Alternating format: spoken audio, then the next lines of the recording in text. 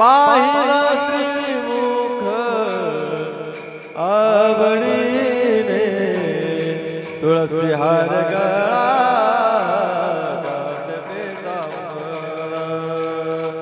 तुळसी हार गळा कान पेतांबर पाहिला श्रीमुख आवडीने पाहिला श्रीमुख आवडीने तुळसी हार गळा कान पेतांबर तुळसी हार गळा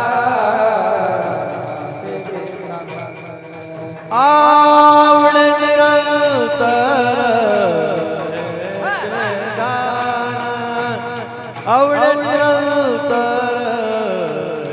ते ध्यान तुळसी हार गळा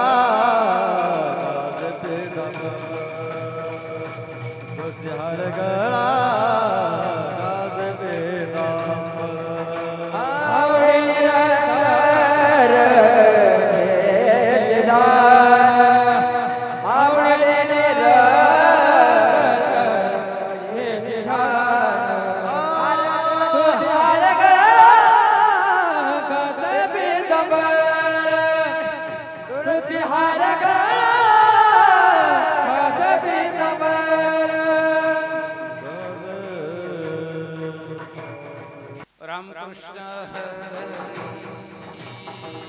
हरे जय जय राम कृष्ण हरे जय जय राम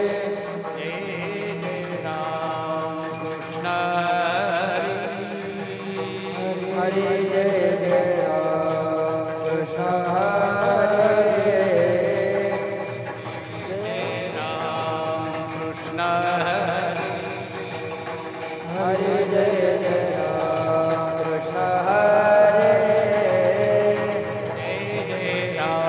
कृष्ण हरे हरे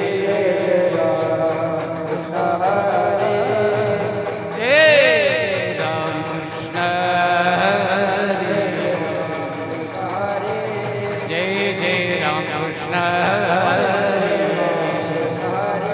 जय जय राम राम जय जय राम कृष्ण जय जय राम हरे हरे जय जय राम कृष्ण जय जय राम हरे जय जय राम कृष्ण जय जय राम हरे जय जय राम कृष्ण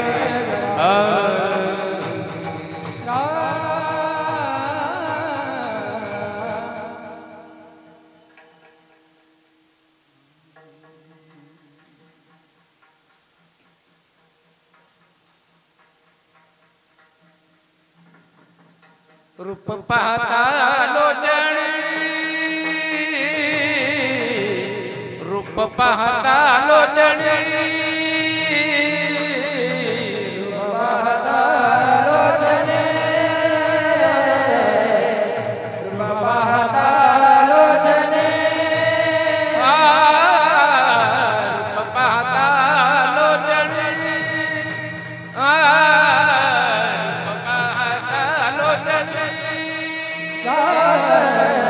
रूप पाहता लोचन रूप पाहता लोचन सुख झाले वो साजने सुख झाले वो साजने साजने ओ विठ्ठल बरबा विठ्ठल बरबा सुख झाले वो साजने सुख झाले वो साजने साजने तो विठ्ठल बरबा बरबा विठ्ठल बरबा तो हा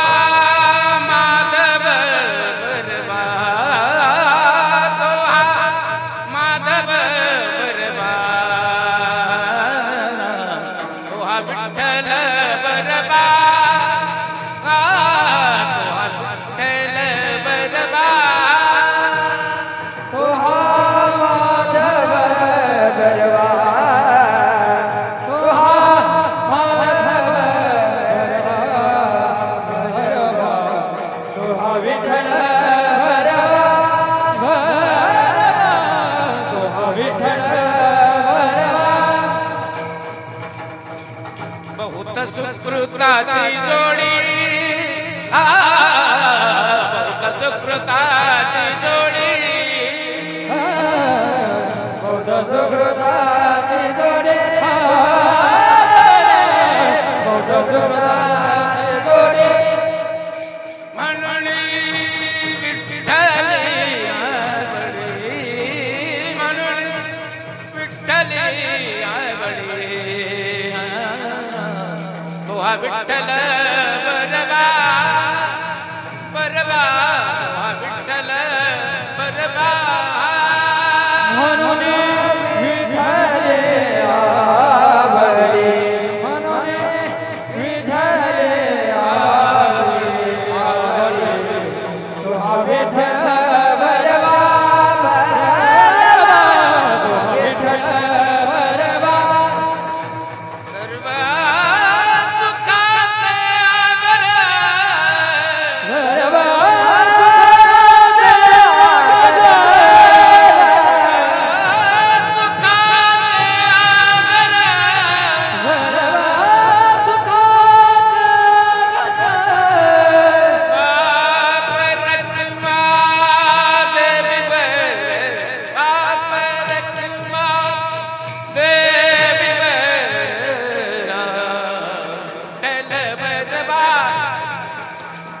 सर्व विठ्ठल बरबा रघुमादेवी वर बाप रघुमादेवी वर हा विठ्ठल बरबा हा विठ्ठल बरबा तो हा माधव बरबा तो हा माधव बरबा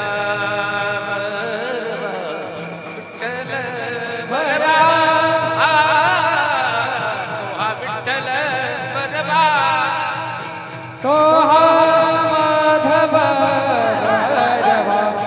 बरबा तो हा माधव बरबा बरबा तो हा विठ्ठल बरबा तो हा विठ्ठल बरबा जय जय राम कृष्ण हरे जय राम कृष्ण जय राम कृष्ण हरे जय जय राम कृष्ण जय जय राम कृष्ण हरे जय जय राम कृष्ण जय जय राम कृष्ण हरि जय जय राम कृष्ण हरि राम कृष्ण हरि जय जय राम कृष्ण हरे जय जय राम कृष्ण हरे जय जय राम कृष्ण हरे जय जय राम हरे जय राम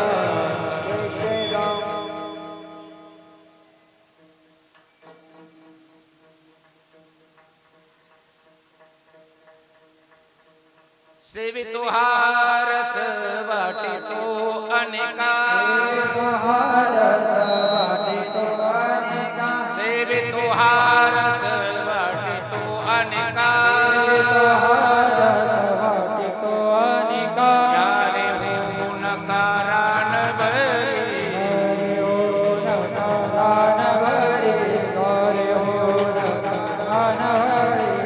विठ्ठेवरी जाचे पाऊले समान विठ्ठेवरी जाचे पाऊले समान तुझे एक दान शुरदाता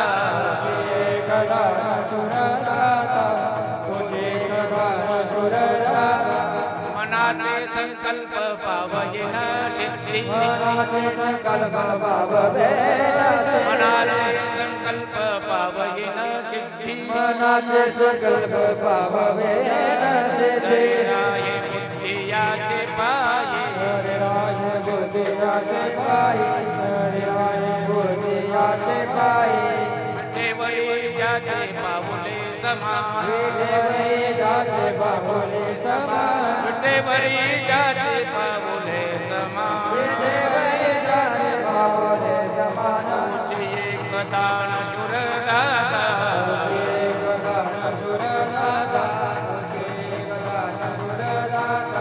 तुका म्हणे मज दाढीले निरोपा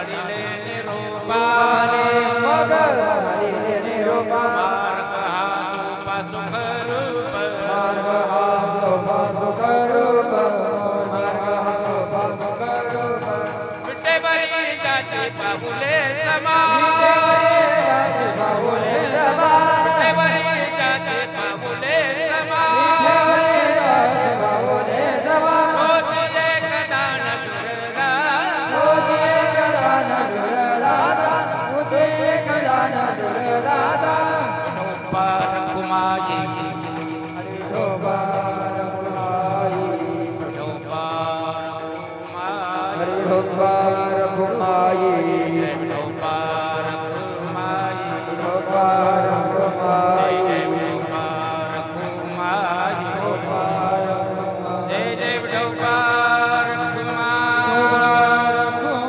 विठोबार कुमार विठोबार कुमार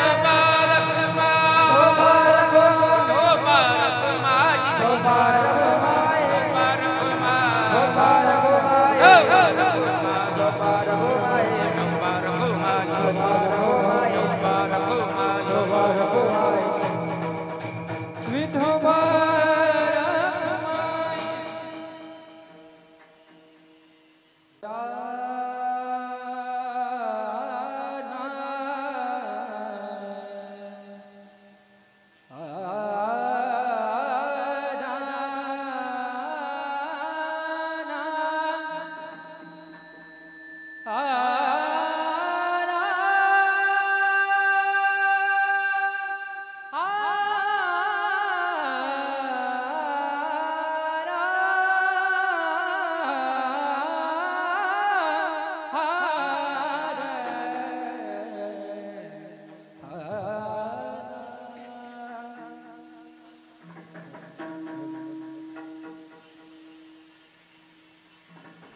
सेवितो हरसा वाटितो अनेका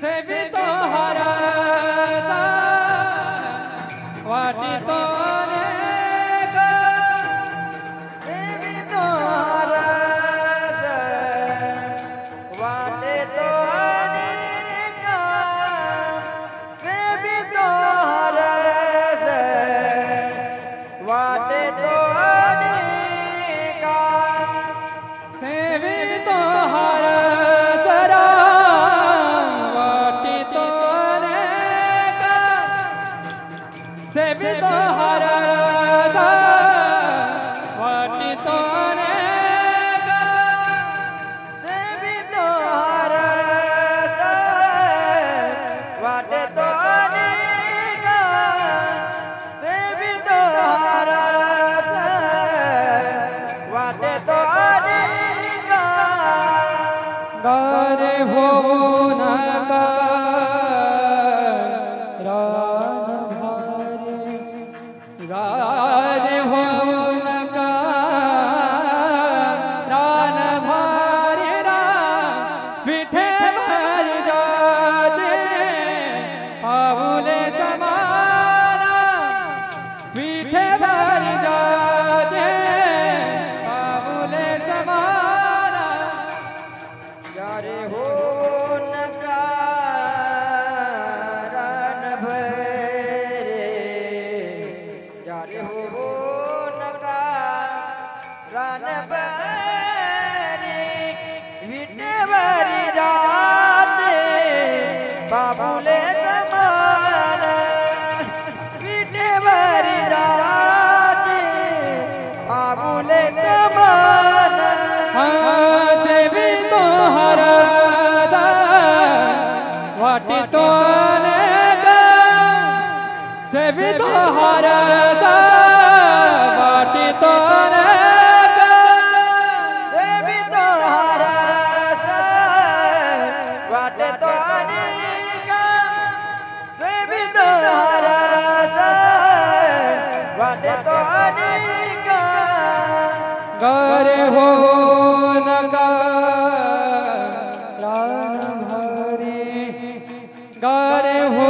नका रान भारी विठे बारी जाचे पाऊले समारा विठे बारी जाचे पाऊले समारा यारे भुवन का रान भरे यारे भुवन का रान भरे विठवर जाते बाबुले जमाना विठवर जाते बाबुले जमाना तो चीक दान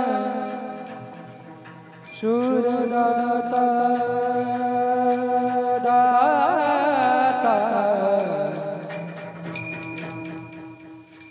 दाता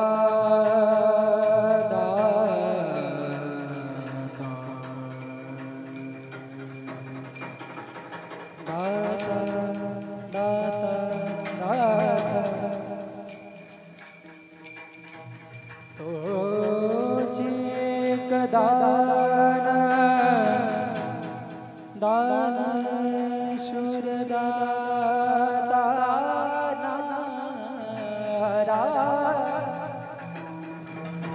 आना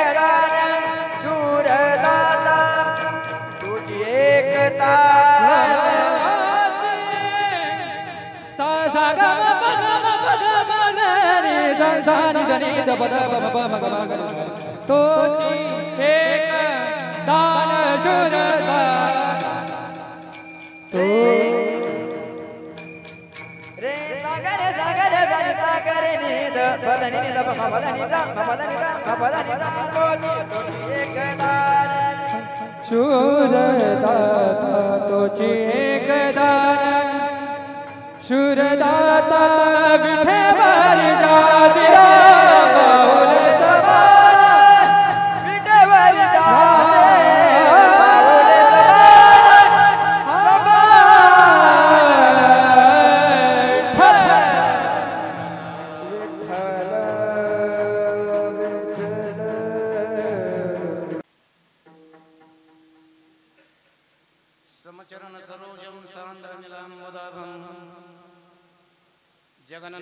पाणिं मण्डनं मण्डनाना तरुण तुलसीमाला कंदरं कंजनेत्रं सदय धवलहासं विठ्ठलं चिन्तयामि पाण्डुरङ्गात्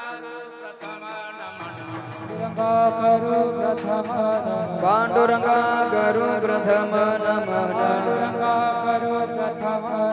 दूसरे चरण संताचिया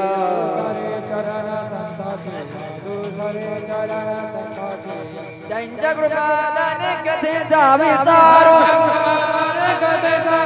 त्यांच्या कृपादाने कथेचा विस्तार बाबाजी सद्गुरु दास तुका बाबाजी सद्गुरु दास तुका बाबाजी सद्गुरु दास तुका पांडुरंगा करू प्रथम नमः दुसरे चरण संतांच्या त्यांच्या कृपादाने कथेचा विस्तार बाबाजी सद्गुरु दास तुका नमो ज्ञानेश्वरा निवृत्ती उदारा सोपरदेव मुक्ताबाई नमो त्रिभुवन पावनी अद्यत्रय जननी देवाची श्री संताची ये माता चरण श्री संताची ये माता चरण श्री संताची ये माता चरण श्री संताची ये माता चरण माता चरणावरी श्री संताची ये माता चरणावरी संताची ये माता चरणावरी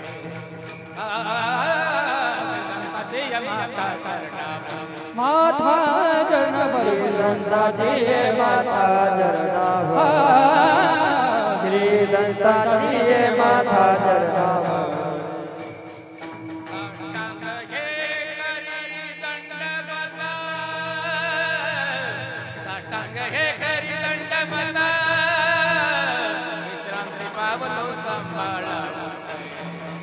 विश्रांती पावलो संभाळा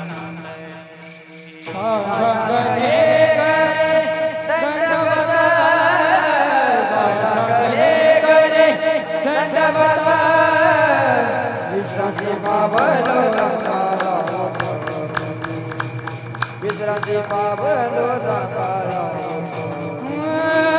श्री संताचे माथा चरणावरी साष्टांग हे करी दंडवत साष्टांग हे करी दंडवत श्री संताची माता चरणावरी साष्टांग हे करी दंडवत करी दंडवत दंडवत दंडवत रजनी हाची धंदा गोविंदाचे पोवाडे गोविंदाचे पोवाडे गोविंदाचे पोवाडे रजनी हाची दंडा गोविंदाचे पवाडे गोविंदाचे पोवाडे गोविंदाचे पोवाडे पोवाडे पवित्र तो देह आणि पुण्यवंत जवदे अच्युत सर्व जवदे सर्व आणि पुण्यवंत जोवदे अच्युत सर्व काळ जोवदे अच्युत सर्व काळ जोवदे अच्युत सर्व काळ पवित्र तो देह आणि पुण्यवंत जोवदे अच्युत सर्व काळ जवदे अच्युत सर्व काळ जवदे अच्युत सर्व काळ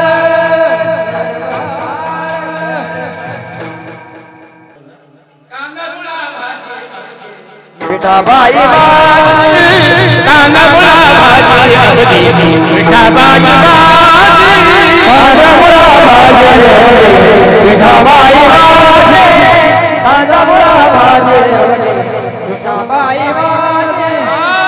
मिरची कोथिंबीर अवघा झाला माझा लसूण मिरची कोथिंबीर अवघा झाला माझा अवघा झाला माझा अवघा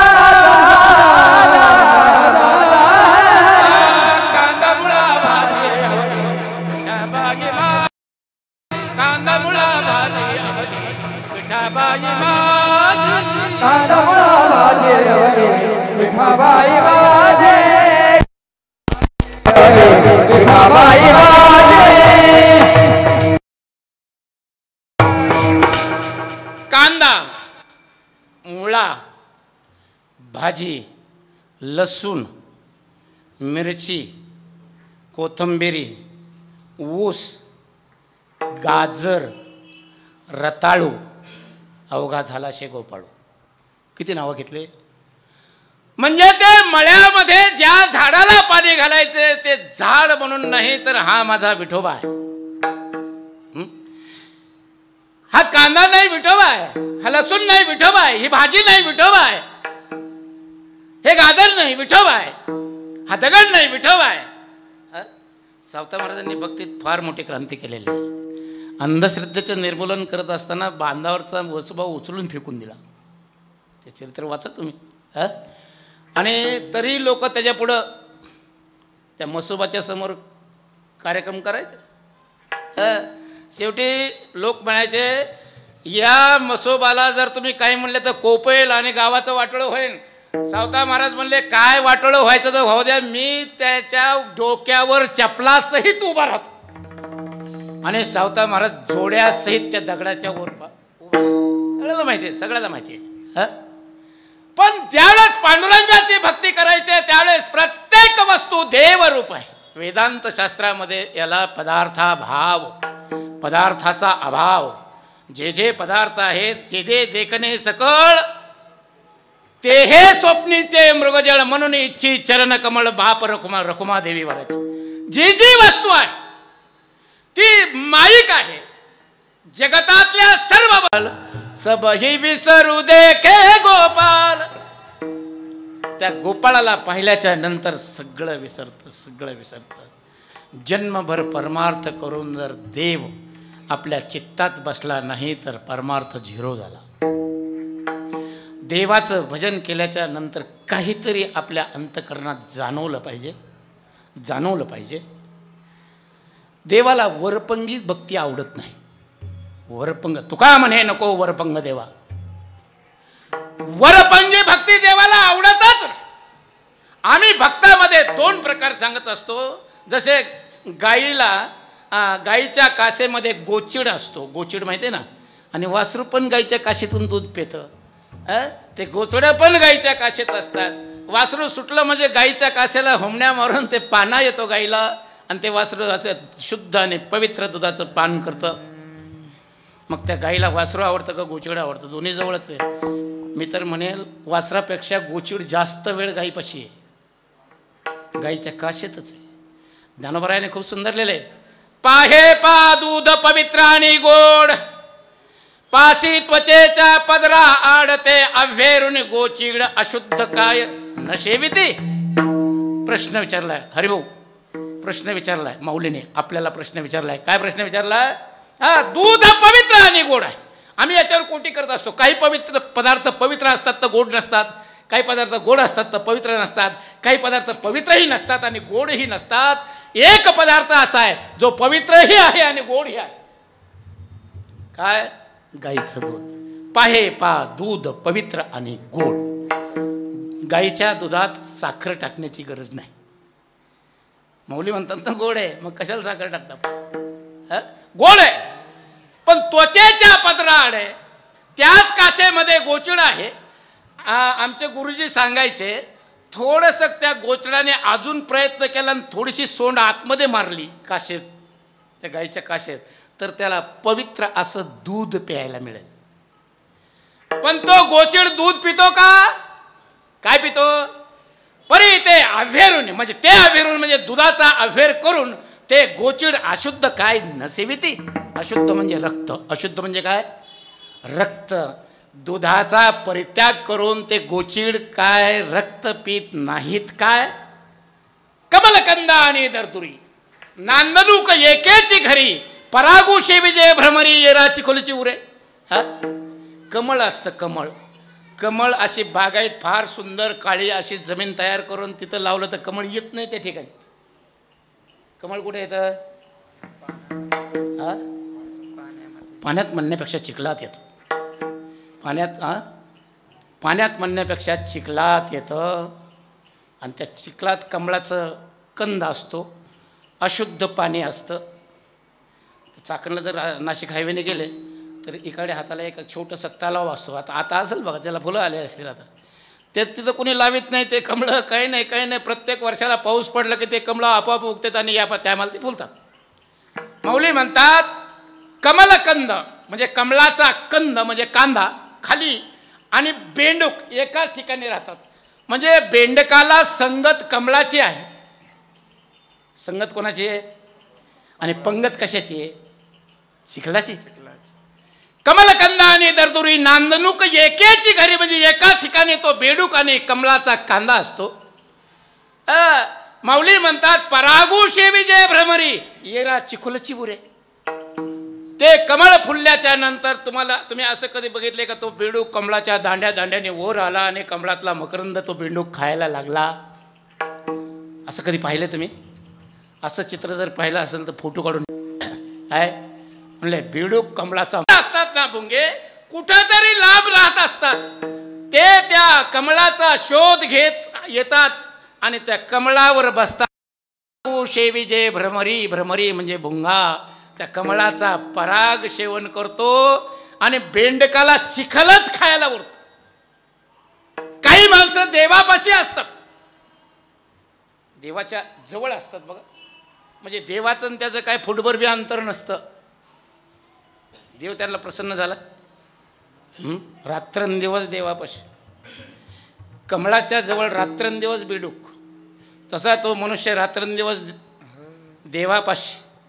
पण देवाची प्रसन्नता देहोला राहणार आहे तुकाराम महाराज, आळंदीला राहणार आहे ज्ञानेश्वर महाराज, नामदेवराय, सावतामाळी, गोरा कुंभार, सगळ्या संत लांब लांबून येऊन त्या देवाच्या भक्तिरसाचं सेवन केलं आणि तिथे देवाजवळ राहिलेले ते दगडच राहिले. आळंदीला हजारो लाखो वर्षापासून इंद्रायणीच्या पात्रामध्ये दगड आहेत. दगड आहे. बऱ्याच संतांनी लिहिलं आहे. ते स्वर्गाचा राजा इंद्र, स्वर्गाचा राजा कोण? इंद्र. आणि त्याला दिलेला गौतमाने शाप, तुझ्या अंगाला सहस्र भग पडतील म्हणून पडली. म्हणले महाराज काहीतरी कृपा करा उशाप द्या. म्हणले इंद्रायणीत आंघोळ केल्यावर तिथे यज्ञ केल्यावर तुझ्या अंगाची भग जातील. तो इंद्र आला इंदुरीला, इंदुरी गाव आहे ना, इंद्र आला म्हणून त्या गावाचं नाव इंदुरी. तिथं इंद्राने यज्ञ मांडला आणि त्या इंद्रायणीच्या पाण्यात आंघोळ केल्यामुळे इंद्राची भग निवृत्त झाली. मी म्हणतो हस्ती नासती उदकी असे समाधीच्या अभंगामध्ये नामदेवरायांनी लिहिले. आळंदीच्या त्या चक्री तीर्थामध्ये माणसाचे हाडकं विरून जातात. विरून तुम्ही दुसऱ्या नदीला टाका कुठेही, ते पाण्यात माणसाचे हाडं कधीच कुजत नाही. कुजतात? बघितलं नसेल तुम्ही, बघितलं नसेल. हाडं विसर्जन करण्यासाठी, अस्थि विसर्जनासाठी एक तर नाशिक आणि दुसरं आळंदी. तिथे हाडाचं पाणी होतं. मला सांगा इंद्रायणी नदी कधी निर्माण झाली? तारीख इसवी सन पूर्व वगैरे काय कधीचं तारीख आहे आपल्याला इंद्रायणी नदी? मी म्हणेल ही पृथ्वी ज्या वेळेला निर्माण झाली त्यावेळेला इंद्रायणी नदी निर्माण झाली.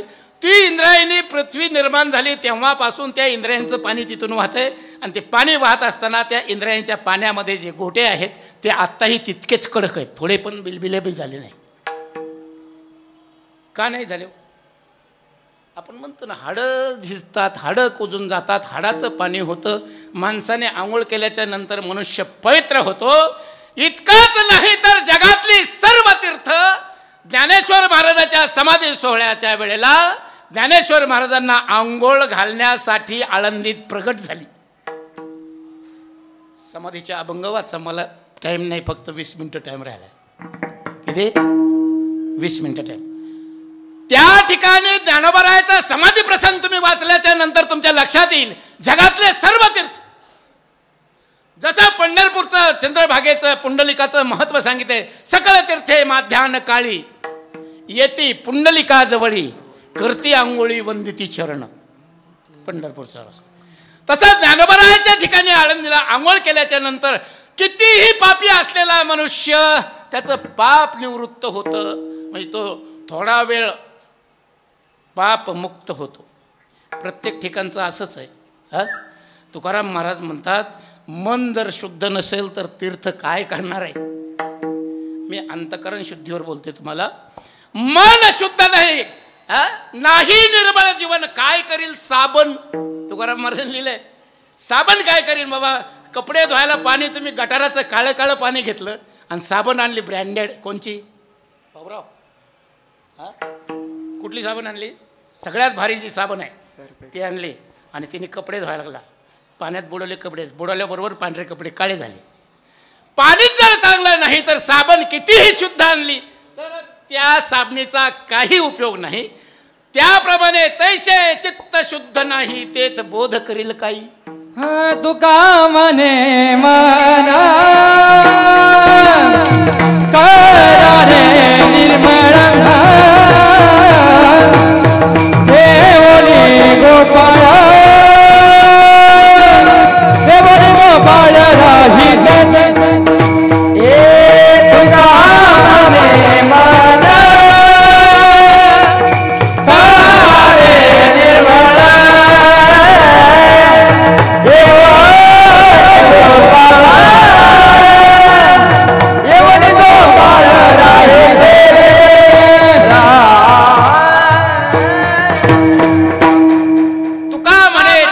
करा रे निर्मळ म्हणून चित्त शुद्ध पाहिजे. तैसे चित्त शुद्ध नाही तेथे बोध करील काही. हा, मी सांगत असतो, एवढा 3.5 इंची पाईप घागर भरण्यासाठी घागरेवर सोडला. 3.5 इंची पाईप प्रेशरने बाळासाहेब पाणी येत आहे. 3.5 इंची किती वेळ लागत घागर भरायला? हा, 2 सेकंदात तर घागर भरल. पण ही 24 तास ही घागर भरलीच नाही, मोकळीच घागर.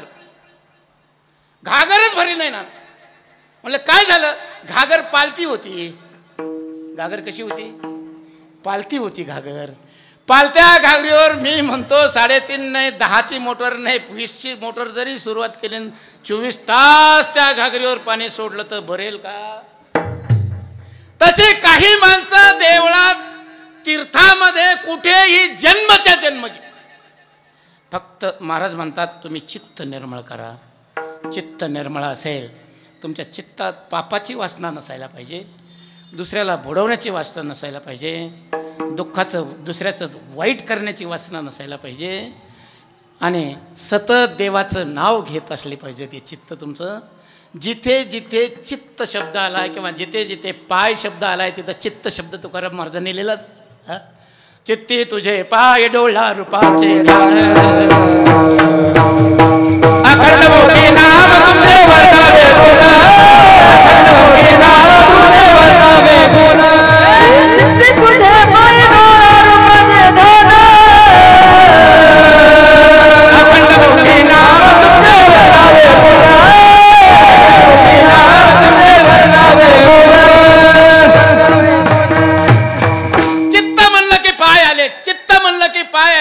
पाय आले. माझे चित्त तुझे पायी मीठी पडली माझे चित्त तुझे पायी राहे ऐसे करे काही. धरून या बाही भवा तारी दातारा भवा तारी दातारा. चतुरा तु शिरोमणी गुण लावण्याधिकारी. चतुरा तु शिरोमणी गुण चतुरा तु शिरोमणी गुण लावण्याधिकारी. चतुरा तु शिरोमणी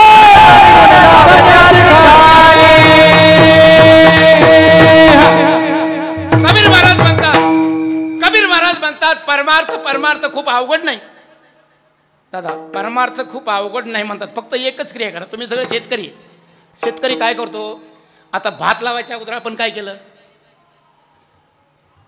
केलं? कुठंतरी छोटी जागा केली आणि तिथं काय केलं? दाट टाकली. ती अशी मोठी झाली. मोठी झाल्याच्या नंतर आपण तशीच ठेवतो का? ती तुरे योस्तर आपण काय करतो? ती उपटतो आणि सगळ्या वावरात अगदी योग्य पद्धतीने त्याचं रोपण करतो. सगळ्या वावरात योग्य पद्धतीने लावतो. चतुर शेतकरी अंतर व्यवस्थित ठेवून थोड्या दाढेचं खूप मोठे तांदूळ निर्माण करतो. त्याप्रमाणे जो चतुर साधक आहे, कबीर महाराज म्हणतात परमार्थ परमार्थ तो क्या है, बहुत कठीण नाही, इधर का उखडणं और इधर लगाना. परमार्थ परमार्थ म्हणजे काय, इकडचं उपटायचं आणि तिकडं लावायचं. कांद्याचा रोप काय करतो, तुका मने सोपे आहे सर्व होणे, शहाणा तुलने घेतो शहाणा तुलने घेतो. तुका मने सोपे आहे सर्व होणे, शहाणा तुलने घेतो शहाणा तुलने घेतो.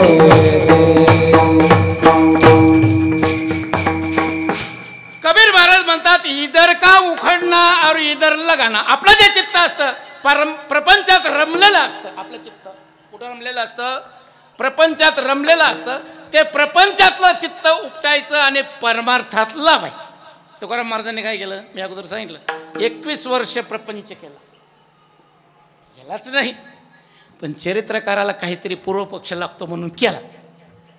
आणि पुढं काय केलं, त्या प्रपंचातलं चित्त काढलं, देवाच्या चरणावर लावून टाकलं.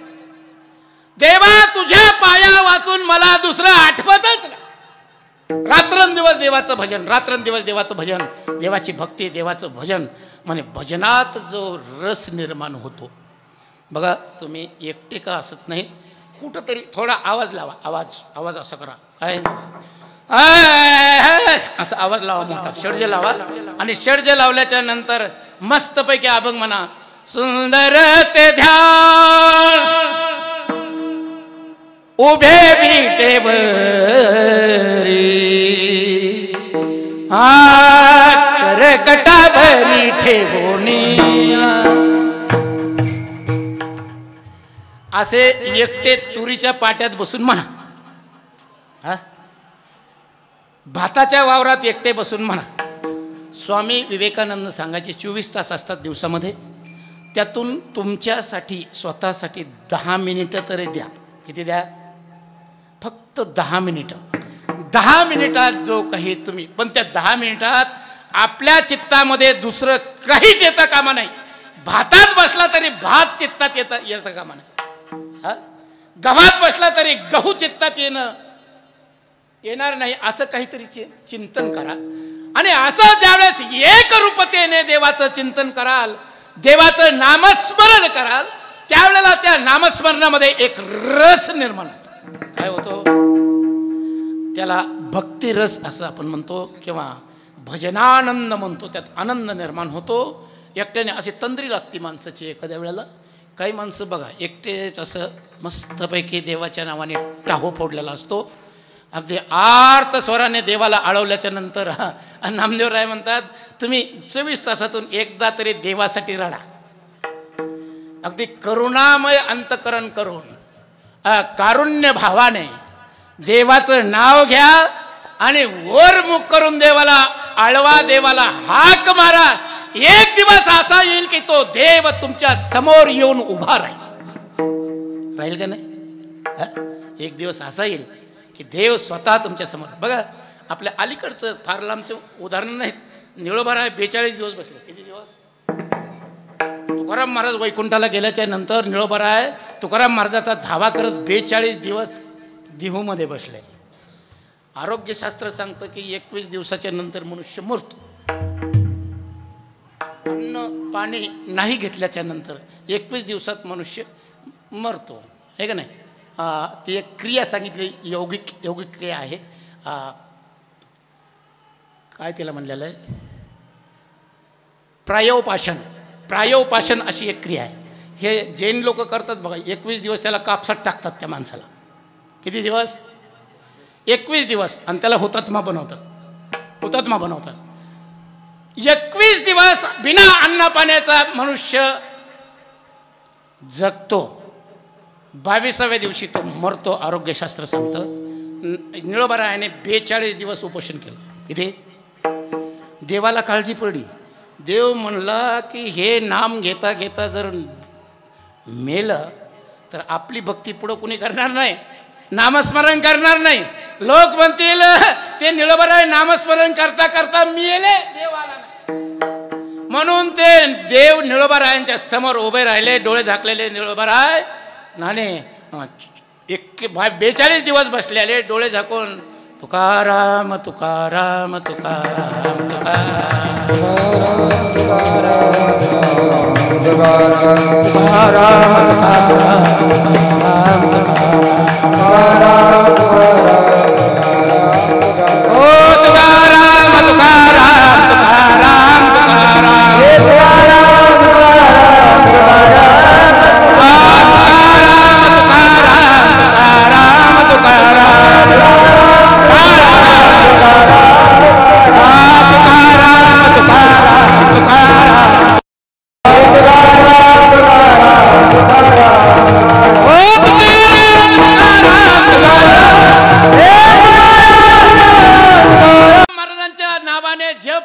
नंतर प्रत्यक्ष देव निळोबारायांच्या समोर येऊन उभा राहिला आणि सांगितलं उठा, पुढचा प्रकार मला सांगायचा नाही. आपण जमीन शेती करतो, परत शेतीचं उदाहरण, उन्हाळा जर शेतीत आला नाही तर पुढचं पीक चांगलं येणार नाही. येतं ताप द्यावा लागतो, जमीन तानावर ठेवावं लागते. हे बागायतदार लोक आहेत ना, ते फळं तोडल्याच्या नंतर ते झाडं तावावर ठेवतात, काही दिवस पाणी देत नाहीत त्याला, आणि चांगले सुकल्याच्या नंतर मग ते खरपूस त्याला चांगलं जमीन तापल्याच्या नंतर पाणी सोडतात, नंतर ती जमीन चांगली पिकते.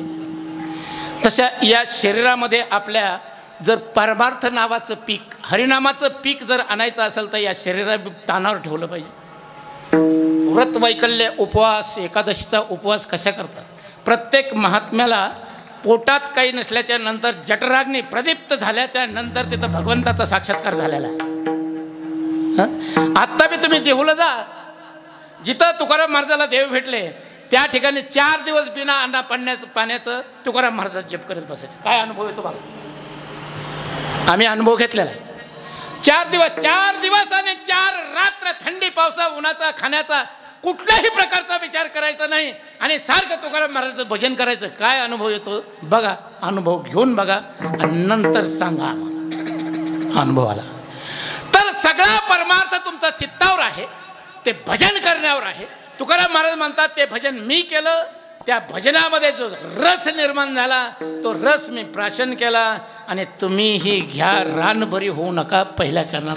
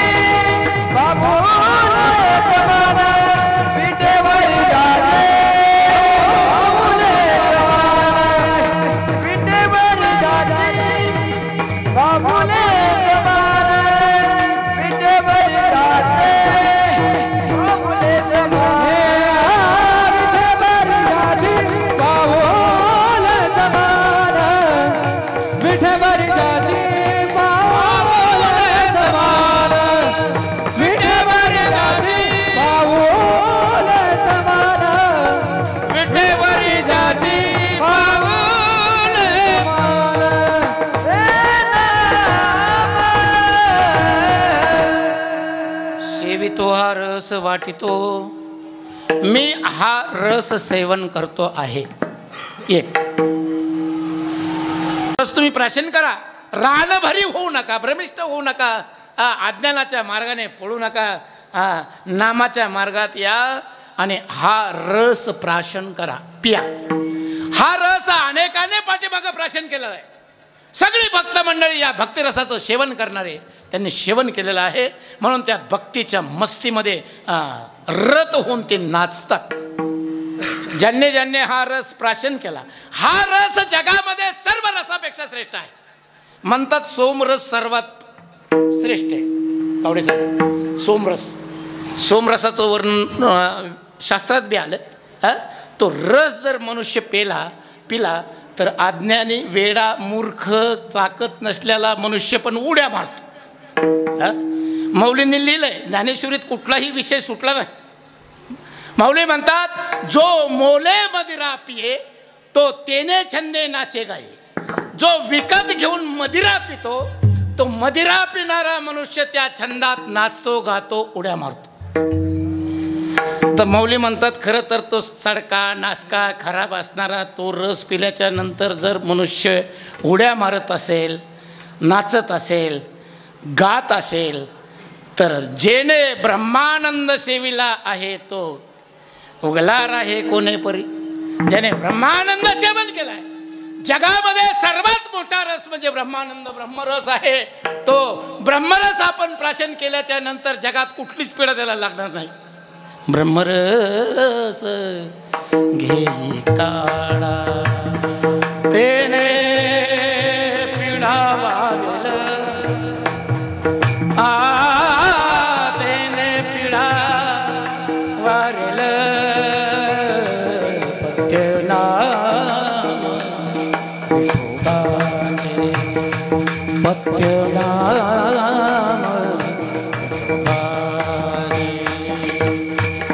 म्हणून महाराज आपल्याला म्हणतात की ब्रह्मरस प्राशन करा, भक्तिरस प्राशन करा. तो देणारा कुठलाही अधिकार न बघता सर्वांना देतो. पहिल्या चरणामध्ये कुठल्याही देवाचं नाव नाही आहे, कोण वाटणार आहे त्याचं नाव नाही, कोण देणार आहे. महाराज म्हणतात मी प्राशन केला, तुम्हाला घ्यायचं असेल तर जा. कुठे जा? त्या वाटणाराकडे जा. म्हणलं कोण वाटणार आहे? म्हणले ही भीमा नदी जाते ना, भीमा नदी, या भीमा नदीच्या तीरावर एक पंढरपूर नावाचं गाव आहे. भीमा तीरी एक वसविले नगर, त्याचे नाव पंढरपूर रे. तेथील मोकाशी 2 भुजा 4 भुजा त्याशी, बाईला 16,000 रे. नाचत जाऊ त्याच्या गावा रे खेळ्या, सुख देईल बेसाव. ते खेळ्यामध्ये म्हटलंय. भीमेच्या तीरावर एक गाव वसलंय, त्या गावाचा एक पाटील आहे, त्या पाटलाचं नाव विठोबा आहे. आणि तो विठोबा नावाचा पाटील हा ब्रह्मरस आणि भक्तिरस अनेकाला वाटतो. तिथं जा बरं. तो विठ्ठल नावाचा परमात्मा त्या भीमा नदीच्या गावाच्या पंढरपूर गावामध्ये तो विटेवर उभा आहे. कसा आहे? त्याची उपलक्षणं सगळी सांगितली. विटेवर ज्याची पाऊले समान, तोची एक दान शूरदाता. या रसाचं दातृत्व करणारा कोण दाता आहे तर तोच एक दानशूर आहे. त्याच्याशिवाय दुसरा कोणी दानशूर नाही. बरं तो इतका प्रगल्भ आहे, इतका मोठा आहे की त्याला कधी अपयश माहीत नाही. तो ज्ञानी आहे, तो उदार आहे, तो ऐश्वर्य संपन्न आहे, तो लक्ष्मी संपन्न आहे. मौलींनी एका ओवीत त्याचे 6 गुण सांगितले. ऐका, यश, श्री, औदार्य, ज्ञान, वैराग्य, ऐश्वर्य. कान्होबा तुझी घोंगडी चांगली. हो हो संपला आपला टाइम. आम्हाची का दिली वांगुली रे तुझी घोंगडी चांगली. पहिल्या चरणात सांगितलंय शुद्ध सत्वगुणी विनले रे, षडगुण गोंडे रत्न जडित तुझं श्याम सुंदर शोभले रे. तुझ्या घोंगडीला 6 गोंडे आहेत आणि आमची घोंगडी 9 ठिकाणी फाटून गेली. 9 ठाई फाटून गेली, ती तो आमाशी दिदली रे. कान्होबा तुझी घोंगडी चांगली. असा तो षडगुण ऐश्वर्य संपन्न, जो ऐश्वर्य संपन्न आहे, वैराग्य संपन्न आहे, ज्ञान संपन्न आहे, लक्ष्मी संपन्न आहे, यश संपन्न आहे, असा तो परमात्मा आपल्या मनात जे येईल ते आपल्याला देतो. तुम्ही मन शुद्ध करा आणि शुद्ध मनाने त्याच्याकडे मागणी करा. तो तुमची मागणी फेल जाऊ देतच नाही. 8 एकच आहे, 8 एकच आहे. जो जे वांछील तो ते लाहो प्राणीजात. जो ज्याची इच्छा करेल त्याला ते प्राप्त होतं. तो देतो बी, फक्त घेणाराकडे 1 अट आहे. ते 1 अट ठेवली. म्हणले काय? जरी राहे बुद्धी याचे पायी. मला तर वाटेल मी असं सांगेल की या देवाच्या पायावर बुद्धी ठेवल्याच्या नंतर तुम्ही डोकं ठेवा आणि संकल्प करा, तो संकल्प पूर्ण होईल. आणि हे सगळं सांगण्यासाठी तुकाराम महाराज म्हणतात मला त्यानेच पाठवलं. तुका म्हणे मज धाडिले निरोपा, निरोपासाठी पाठवले. मार्ग हा सोपा सुखरूप, विटेवरे ज्याचे पावले समान, तोची एक दान सुरदाता विठोबा रखुमाई. हरि विठोबा रखुमाई, हरि विठोबा रखुमाई, हरि विठोबा रखुमाई, रखुमाई, विठोबा रखुमाई, रखुमाई, हरि विठोबा रखुमाई, रखुमाई, हरि विठोबा रखुमाई, रखुमाई, हरि विठोबा रखुमाई, हरि विठोबा रखुमाई, विठोबा रखुमाई,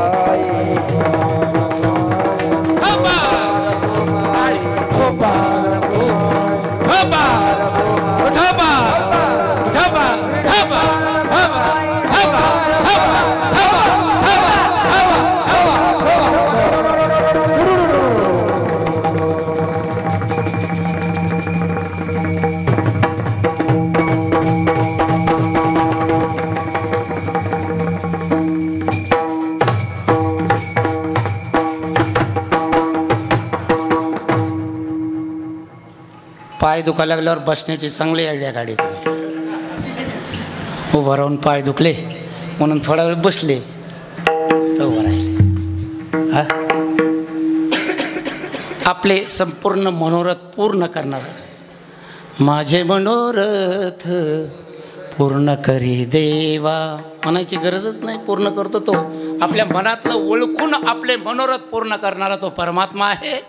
आणि तो परमात्मा मनोरथ पूर्ण करतो हे आपल्याला सांगण्यासाठी तुकाराम महाराजाजवळ निरोप आला आहे.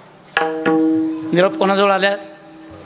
तुकाराम महाराज म्हणतात मला निरोप घेऊन पाठवलंय, माझ्याकडे सांगावा पाठवलाय, माझ्याकडे तुमच्यासाठी निरोप पाठवलाय. तुका म्हणे मज धाडिले निरोपा, निरोपासाठी पाठवलंय का तर मार्ग हा सोपा सुखरूप.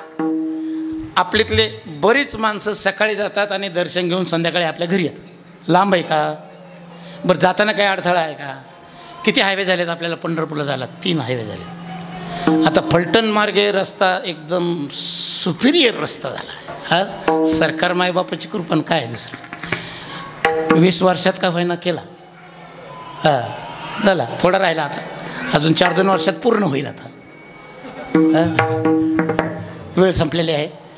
अभंग ओढत ताणत इथपर्यंत आणून सोडला आहे मी. खरं तर अभंग फार मोठा आहे. अर्ध्या चरणावर एक कीर्तन व्हावं अशा प्रकारचा अभंग आहे. 10 कीर्तनं अख्खा सप्ताह या अभंगावर पार पडेल असा इतका प्रगल्भ आणि अर्थभरित अभंग आहे.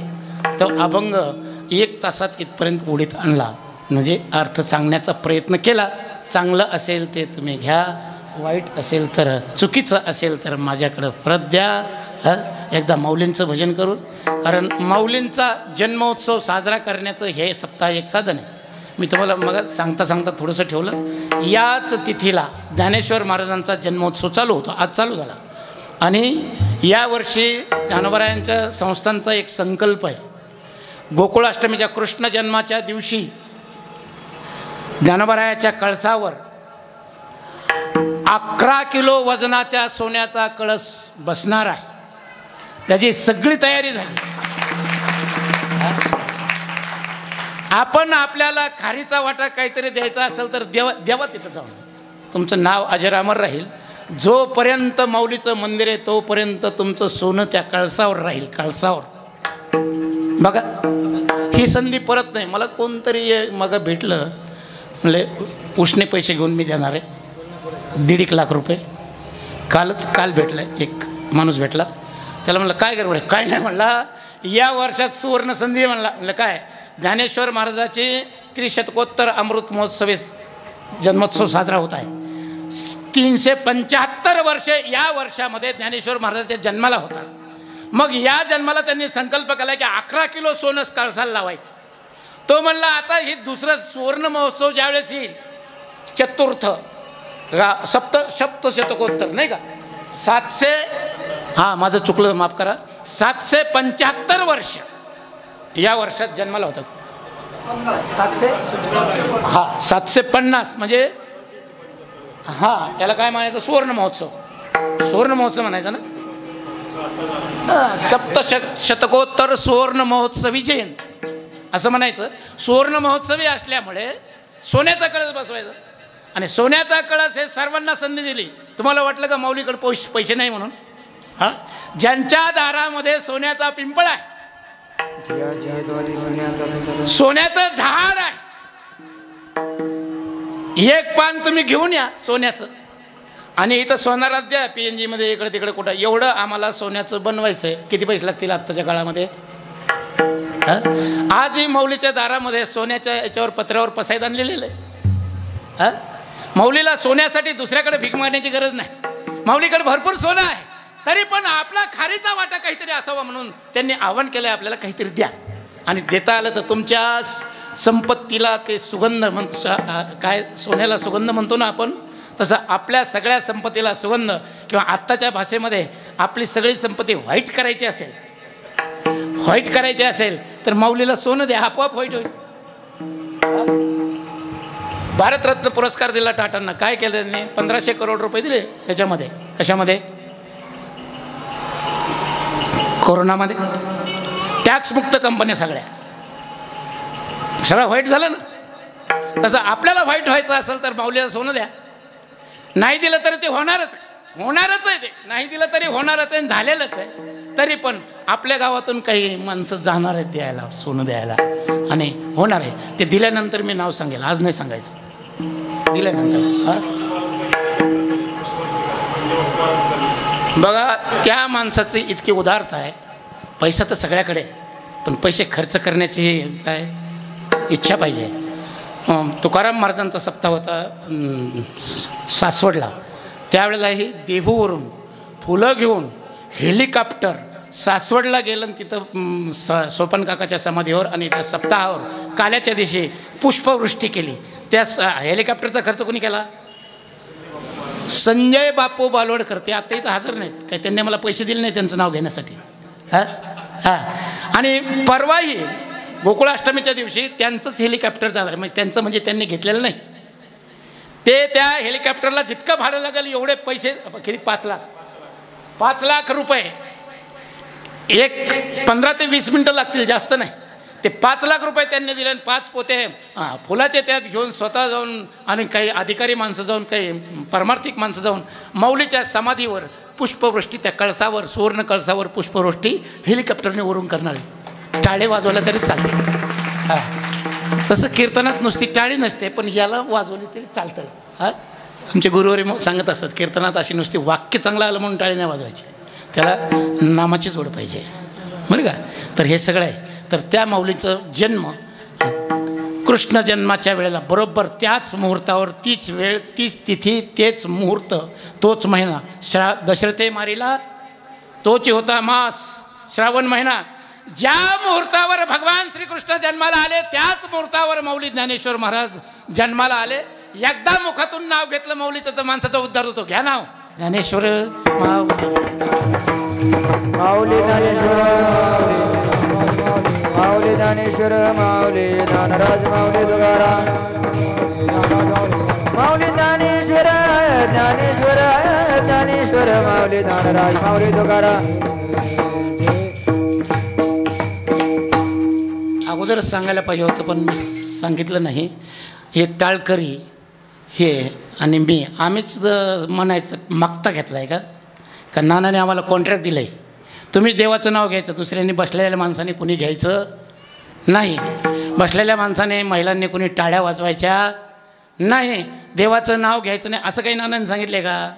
नाही सांगितलं. म्हणा नाही एकदा ज्ञानेश्वर, टाळी वाजवा, टाळी. माऊली ज्ञानेश्वर, माऊली, माऊली ज्ञानेश्वर, माऊली ज्ञानराज, माऊली तुकाराम, माऊली ज्ञानराज.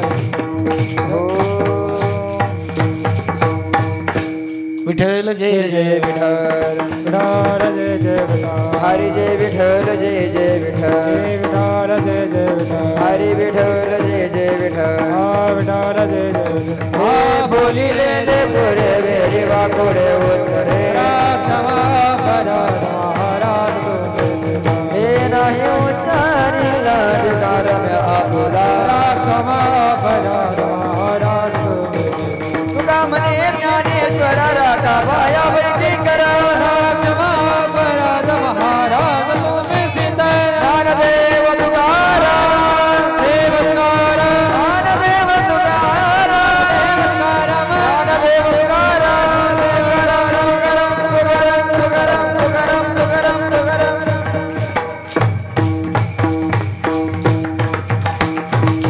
पुंडलिक विठ्ठल श्री ज्ञानदेव तुकाराम पंढरीनाथ भगवान की जय मौली ज्ञानेश्वर महाराज की जय